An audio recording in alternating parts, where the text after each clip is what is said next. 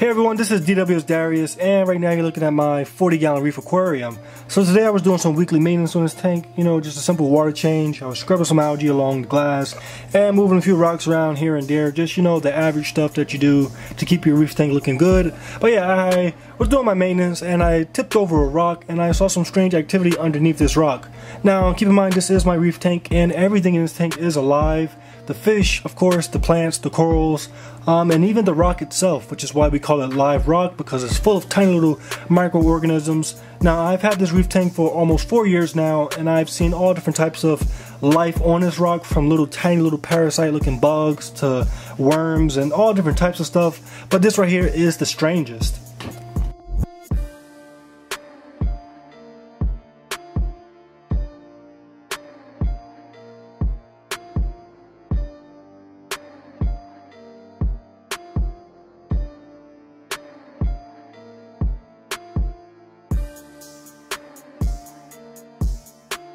Okay everyone, so now I want to give you guys a quick look at what I saw. So right now we're looking at the tank from above, and everything is extremely tiny what we're focusing on. So if I had to guess the actual size of these creatures, they'd probably be between maybe 1/4 to 1/4 of a centimeter. So these things are extremely tiny, and because of that they're extremely hard to get close up on camera. So they're going to be pretty small on the screen, but if you look to the left towards the bottom section of the screen, you can see a 5-legged creature moving across. This is commonly known as the starfish, and the big question is, how did this thing get into the tank when I didn't buy any starfishes?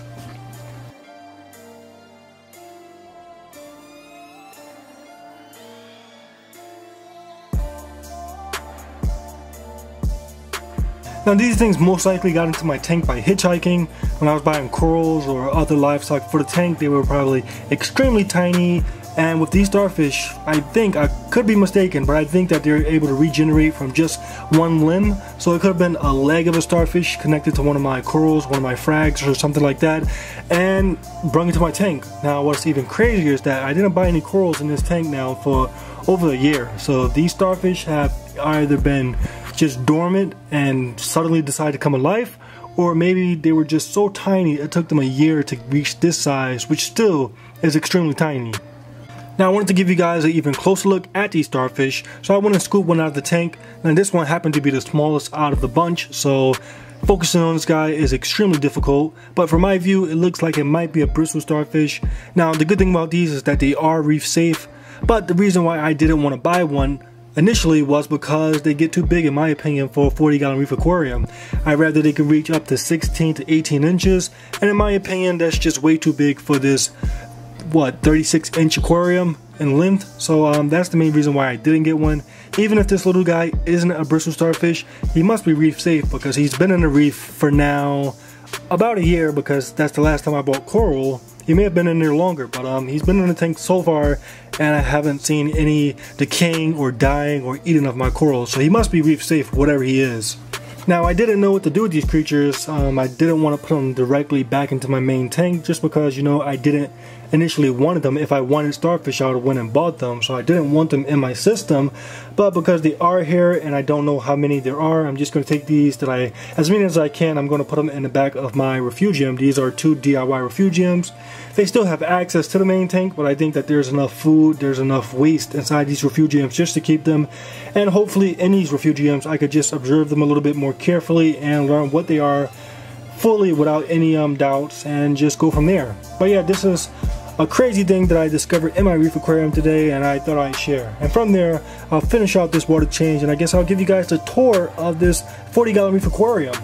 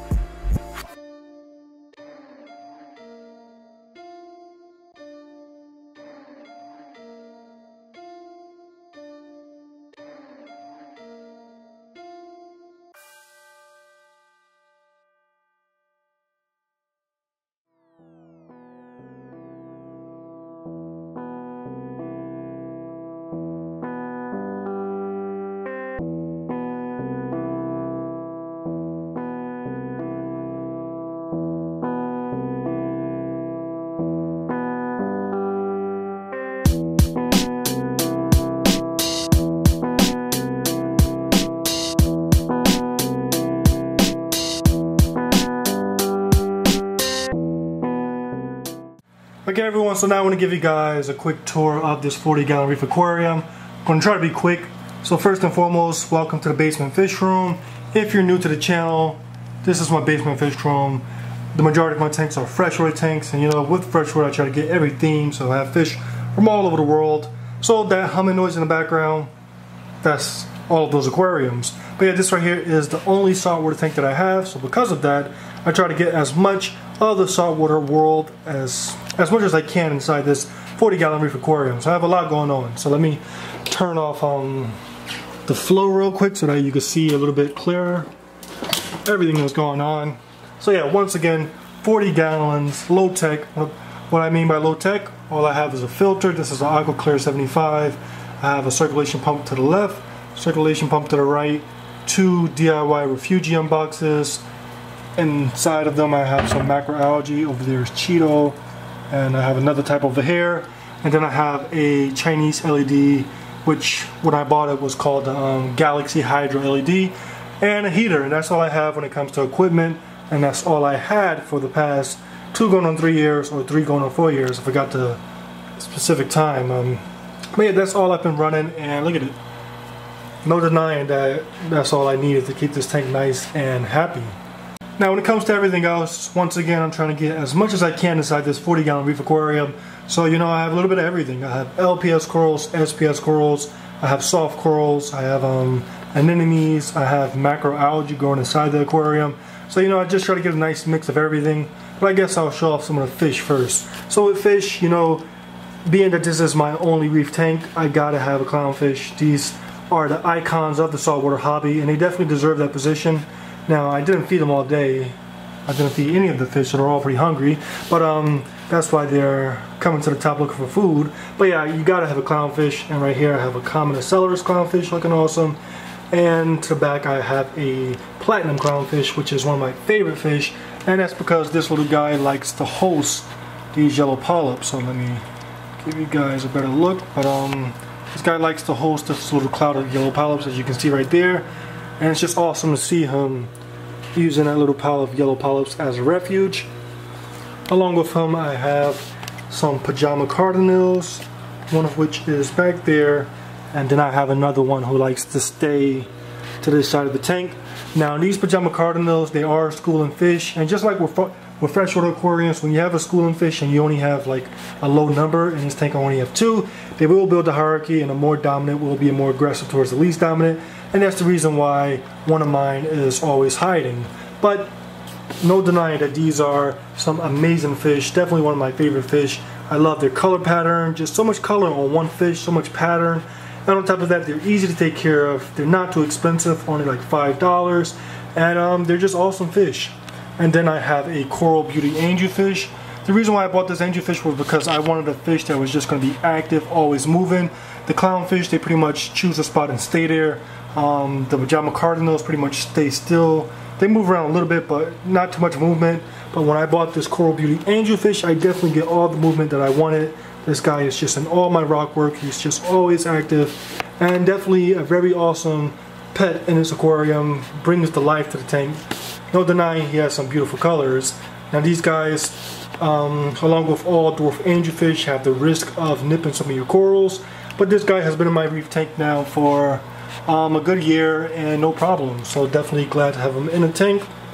And that's all the fish that I see on a regular basis. I also have a fish that, you know, I see every now and then. You can see he's sticking out his face down there.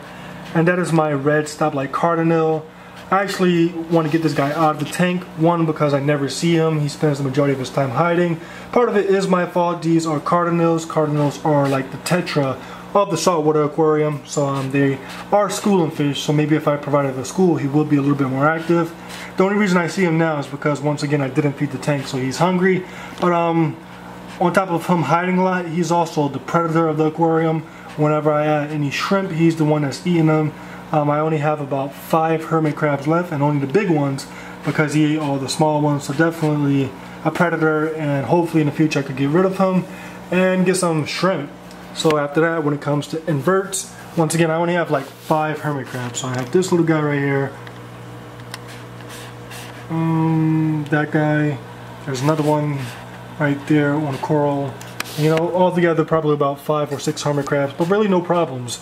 I know when I first got into reef keeping, everybody told me get a big cleanup crew. For a 40-gallon reef, they probably told me like 30 to 40 hermit crabs, but I think that that's definitely not necessary. I don't have any problems with algae. I don't have any problems with build up waste or anything like that, because all I need is these 5 hermit crabs. They don't fight each other because there's just so much space for them. And I think in the long run, it's best if you just don't go crazy with your cleanup crew, because you're just creating a situation where they have to compete more and eventually kill each other. So when it comes to cleanup crew, my idea is don't go too heavy, because after all, when they're finished cleaning up all the extra algae and all that, they're just left to kill each other. After that, when it comes to corals, once again, as much as I can get. And if we take a couple of steps back, you can see that I'm having a little bit of a war. The corals are growing, they're very successful, but now they're starting to fight for territory, fight for space, and that's the new issue. Now, about a month ago, I tried to make a video of me fragging this reef tank, and that definitely didn't go so well, and that's probably because I was fragging for the first time and trying to do it on camera. I definitely should have just did it without recording it, because my focus was on trying to get the video right, and that ended up making the overall frag just a mess. I have a little clip of me breaking my Montiporo coral, but yeah, I tried to frag the tank and I ended up just creating a mess. So I ended up saying, let me leave the corals, let them fight, and I'm going to try to give the greatest advantage to my favorite corals. But, you know, maybe in the future I'll try to frag again, but for now, of course, you can see that the yellow polyps are the most dominant coral in the aquarium. So when I started, I had maybe 5 or 6 of them on this rock over here, and you know, they just spread upward, eventually came over to this rock. I don't mind them being on this rock, because this is the rock that my clownfish lives in. As you can see, he loves it. But then from this rock they started to go over here. You can see they're attacking my green button corals over here there. And then now they're trying to climb over here to my trumpet coral, to my Montipora. This rock over here has my favorite corals, my Montipora, my Zoas, my trumpet. These right here are my favorite, just because they show a nice neon color. And now these yellow polyps are trying to conquer them. And it kind of looked like they're trying to transform a little bit as far as their overall ability. They're trying to adapt. So I've had these yellow polyps for the entire time that I've had this reef tank set up. And now they're growing a little bit longer. You really can't tell because I have the flow off, but when they're fully extended, they're now about 3 going on 4 inches. And when I bought them for the first year, they were only about 1 to maybe 1.5 inches long. So they're definitely getting a little bit longer, and it looks like they're starting to sting some of my other corals. So if you look right here next to this Montipora, you can see, let me give you guys a better look. You can see right there the Montipora is dying a little bit, because these yellow polyps make contact. So that means I'm thinking that they might be stinging the Montipora. Same thing over here with this devil's hand leather coral. The yellow polyps started to touch it, and now you can see some of the edges dying as if these yellow polyps are stinging it. So that's the whole situation. And you know, it's just hundreds of these yellow polyps everywhere. So I have them over here. I have some growing down near in the shade. I have some all in the back of the tank. So yellow polyps are just everywhere. Eventually I may try to frag again, but if the fragging doesn't work, I'm just going to try to get as many corals as I can, just to try to overpopulate them, or just to take away some of their advantage. Like I have the Montipora right now, trying to cover them, and I'm just trying to fight these corals because they're having a lot of success. But other than that, I have my Duncan coral over here looking awesome. It has about maybe 20 heads or so. Definitely one of my favorite corals. I love how responsive it is when it comes to feeding time. Right here I have the devil's hand leather coral, another coral that I have for a long time, and definitely grew a lot bigger compared to when I first bought it. When I first bought it, it was probably the size of that little piece right there. And now, as you can see, is one of the biggest corals in the tank. Over here I have some green star polyps. I have it on this little magnetic rock, and it's starting to spread across the back of the tank, which is awesome. It'll be cool to have a nice 3D background of that green star polyps. Over here you can see the button polyps being swallowed by the yellow polyps. The trumpet coral, once again, one of my favorites because of that nice neon color. I have a nice mix of zoas. So far only 3 species, but they are spreading pretty nicely. Right here I have a Montiporo coral.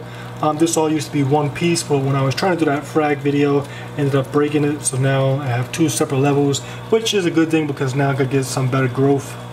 Hopefully it could start growing to the left. I know it loves growing to the right because it's directly under the light that way, but hopefully I could get some growth to the left.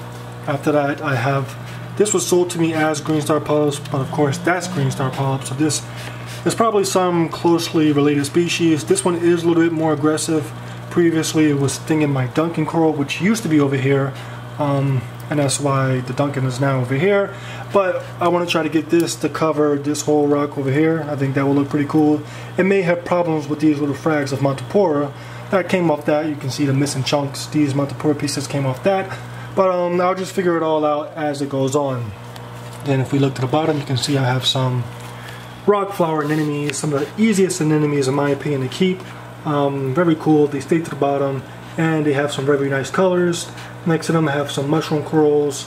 I have a Galaxia coral. This guy is aggressive, so I have to keep him over here to himself because he shoots out some very long sweeper tentacles trying to sting other corals. But when you keep it over here by itself, nothing to worry about. And then I have a hammer coral over there, and I have a frog spawn. This frog spawn, I'm trying to figure out where to put it. You can see it's not really doing too well. That's because previously I had it on this rock, then I decided to move it up there. Didn't like all the light, so I bring it down here. It's definitely not liking this position, so I'm going to have to move it somewhere else and see how it responds. Right here I have a mini carpet anemone. Over here I tried to take some of my macroalgae. Once again, these refugiums, I'm growing macroalgae, and when they grew too much I tried to bring it into the aquarium to see if I could get a little grassy field. I saw some of those videos of those reef tanks with macroalgae and coral, and I think it looks awesome. But mine isn't doing too well, and that's because my Coral Beauty angelfish is nipping it. But I'm not worried. As long as he's not nipping my coral, I'm fine. So he's nipping at this macroalgae, so it might not grow. But then again, this stuff is extremely hardy, so who knows. Now let me give you guys a look at it when the flow is back on. So let me plug everything back in for you.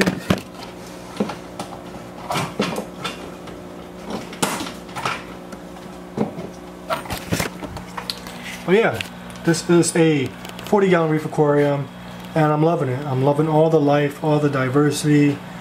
Eventually I think it would be very nice to give an upgrade so I could get some more fish, but you know, as of today I'm definitely enjoying this aquarium. So if you have any questions or comments about what you saw today, let me know in the comment section below, and thank you all for watching. If you like this video, hit that thumbs up, and if you want more, make sure you subscribe because you already know more is coming. I have a fish room, I have aquariums coming, just a lot of good stuff. So I guess I'll finish off the video with a little feeding. So today I'm just going to be feeding some tetramarine flakes. I feed a nice variety to this tank. Sometimes every other day I feed flakes, and every other day I feed frozen foods. Today was actually supposed to be frozen food, but I'm just going to do flakes because I felt like it.